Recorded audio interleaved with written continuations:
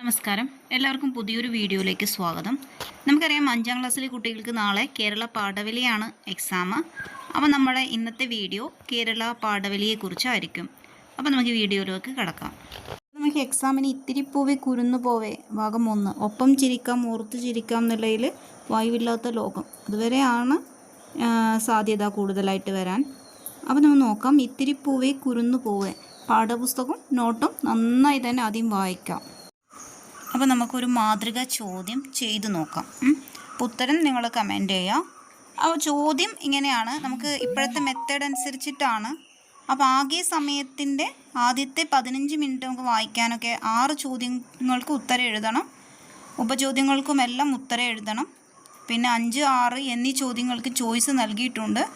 ചോയ്സിലുള്ള ചോദ്യങ്ങൾക്ക് A, B എന്നിവയിൽ ഒന്നിന് മാത്രം ഉത്തരം നൽകിയാൽ മതി. അപ്പോൾ ആദ്യം കൊടുത്ത കാര്യങ്ങളൊന്ന് നേരെ മനസ്സിലാക്കാം. എന്നിട്ട് നമുക്ക് ചോദ്യങ്ങളിലേക്ക് പോവാം.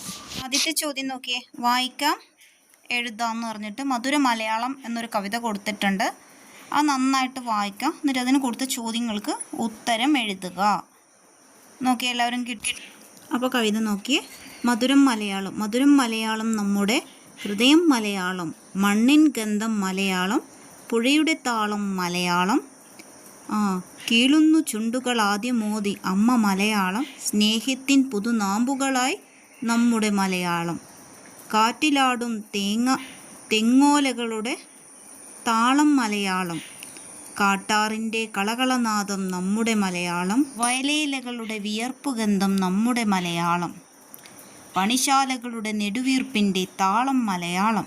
അല്ലേ? മലയാളത്തെക്കുറിച്ചുള്ളൊരു അതിമനോഹരമായ ഒരു കവിതയാണ്. അപ്പോൾ ഒന്നാമത്തെ ചോദ്യം, മലയാളവുമായി ബന്ധപ്പെട്ട് ശരിയായത് ഏത്? അതിൽ ഓപ്ഷൻ കൊടുത്തിട്ടുണ്ട്.